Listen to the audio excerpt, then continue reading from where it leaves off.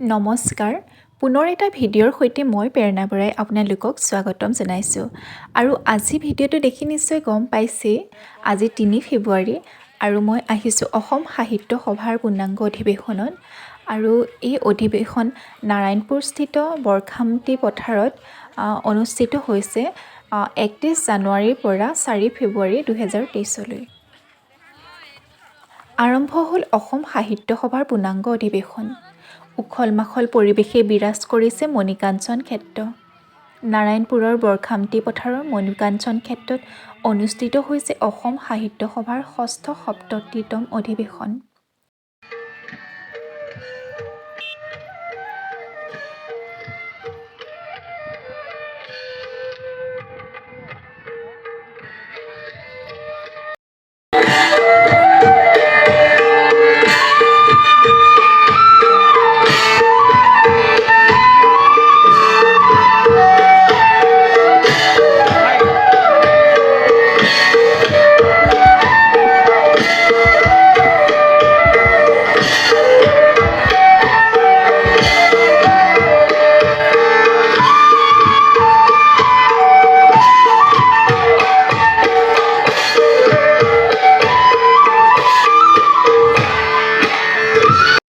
উপস্থিত হৈছে হাজাৰ হাজাৰ সাহিত্য অনুৰাগী। উখল মাখল পৰিৱেশে বিৰাজ কৰিছে মণিকাঞ্চন ক্ষেত্ৰ। মূল মণ্ডপ ভোজনালয়, মূল প্ৰৱেশদ্বাৰৰ তোৰণ, গ্ৰন্থমেলা, বাণিজ্য মেলা, বিজ্ঞান আৰু ললিত কলাৰ বিপণীসমূহ আটকধুনীয়াকৈ সজাই পৰাই তোলা হৈছে। ৬,৬০,০০,০০০ টকা ব্যয় সাপেক্ষে অনুষ্ঠিত হোৱা এই অধিৱেশনৰ ৭০০ পৃষ্ঠাজোৰা স্মৃতিগ্ৰন্থও উলিওৱা হৈছে।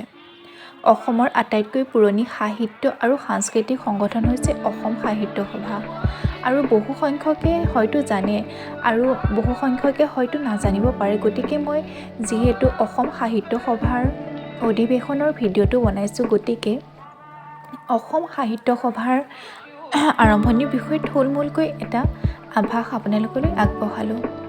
অসমৰ আটাইতকৈ পুৰণি সাহিত্য আৰু সাংস্কৃতিক সংগঠন হৈছে অসম সাহিত্য সভা আৰু ইয়াৰ জন্ম হৈছিল ১৯১৭ চনত।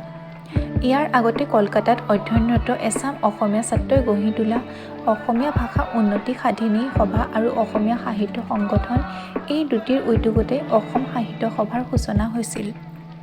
আৰু আমি আহিছোঁ আজি ৩ ফেব্ৰুৱাৰীত আৰু এই অধিৱেশন বহুত ডাঙৰকৈ যিহেতু বহু টকা ব্যয় সাপেক্ষে কৰা হৈছে, বহুত ডাঙৰকৈ অনুষ্ঠিত হৈছিলে আৰু সকলোখিনি এফালৰ পৰা চাই গ'লোঁ। কিন্তু অতি দুখৰ বিষয় যে যিসমূহ বাণিজ্য মেলা বা প্ৰদৰ্শনী এই দোকানসমূহ আছে সেইবিলাকত মানুহৰ ভিৰ বহুত, কিন্তু যি গ্ৰন্থমেলা সাহিত্য সভাৰ মূল আকৰ্ষণ গ্ৰন্থমেলা, গতিকে এই গ্ৰন্থমেলাত মানুহৰ সংখ্যা তেনেই নগণ্য। আৰু আপোনালোকে ভিডিঅ'টো চাই থাকিব, মই অলপ অলপকৈ সকলোখিনি আপোনালোকলৈ দেখাব আগবঢ়াইছোঁ।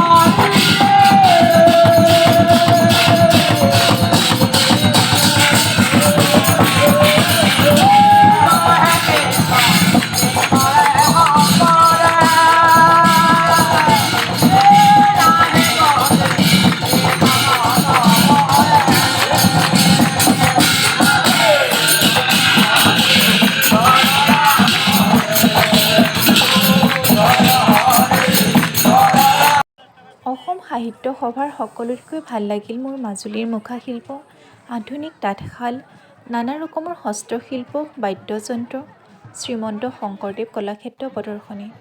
সকলোতকৈ ভাল লাগিল সেই হাতে বোৱা গামোচাকেইখন, য'ত বহু সাহিত্যিকক ফুটাই তোলা হৈছিল হস্তশিল্পৰ দ্বাৰা তৈয়াৰ কৰা গামোচাকেইখনত। পদ্মনাথ গোহাঁই বৰুৱা, লক্ষ্মীনাথ বেজবৰুৱাৰ দৰে বহু বৰেণ্য লোকৰ চিৰপ্ৰৱাসিত অসম সাহিত্য সভা।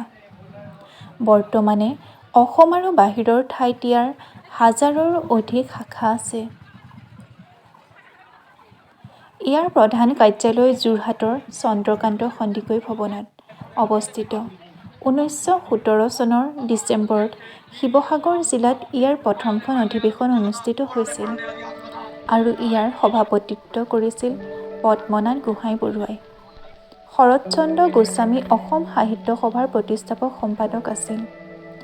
১৯২০ চনৰ পৰা ১৯২৭ চনলৈকে তেখেতে সম্পাদকৰ পদত অধিষ্ঠিত আছিল। অসম সাহিত্য সভাৰ নীতিবাক্য হৈছে চিৰ চেনেহী মোৰ ভাষা জননী। ইয়াৰ উদ্দেশ্য হৈছে অসমীয়া ভাষা, সাহিত্য আৰু সংস্কৃতিৰ সৰ্বাংগীন উন্নতি কৰা আৰু এই সভাৰ ঘাই উদ্দেশ্যৰ লগতে অসমৰ থলুৱা ভাষা, সংস্কৃতিৰ উন্নয়নৰ বাবে কাম কৰাও সভাৰ অন্যতম উদ্দেশ্য হয়। বৰ্তমান ইয়াৰ সভাপতি হৈছে ডক্টৰ সূৰ্যকান্ত হাজৰিকা। তেখেতৰ ঘৰ নাৰায়ণপুৰত। ইয়াত বাঁহ বেতৰ শিল্প, ভাস্কৰ্য, মুখা শিল্প, আধুনিক তাঁতশালৰ পৰা ধৰি সকলোখিনি অতি সুন্দৰভাৱে প্ৰদৰ্শন কৰা হৈছে আৰু বিপণীসমূহতো মন পচন্দৰ ক্ৰয় কৰিব পৰা সকলোবিলাক বস্তু ৰখা হৈছে আৰু মই যিমান দূৰ পাৰোঁ সকলোখিনি অলপ অলপকৈ আপোনালোকক দেখাবলৈ চেষ্টা কৰি গৈছোঁ আৰু মোৰ নিম্নতম যি জ্ঞান আছিল অসম সাহিত্য সভাৰ সেইখিনিও আপোনালোকৰ লগত শ্বেয়াৰ কৰিছোঁ। আশা কৰোঁ আপোনালোকে সেইখিনিৰ দ্বাৰা লাভৱান হ'ব। বহু সংখ্যকে হয়তো জানেই আৰু যি সংখ্যক সৰু সৰু ল'ৰা ছোৱালী আছে তেওঁলোকৰ বাবে সুবিধা হ'ব সেইখিনি জ্ঞানে। আৰু এইখিনি কিতাপ ষ্টল হয়, বুক ষ্টল হয়। এই গোটেইখিনি সকলো প্ৰকাশনৰ ইয়াত কিতাপ উপলব্ধ আছে। ময়ো মন পচন্দৰ কেইখনমান কিতাপ কিনি ল'লোঁ আৰু ইয়াত দেখিছেনে মানুহৰ ভিৰ ইয়াত বহুত কমেই, কিন্তু আগত যিখিনি বিপণীসমূহ আছিল বাণিজ্য মেলাৰ পৰা ধৰি ইয়াত চাওক মানুহৰ কিমান ভিৰ আছে। আৰু আশা কৰোঁ আপোনালোকে ভিডিঅ'টো চাই ভাল পালে আৰু যদিহে চাই ভাল পালে তেন্তে লাইক, শ্বেয়াৰ আৰু কমেণ্ট কৰি জনাব।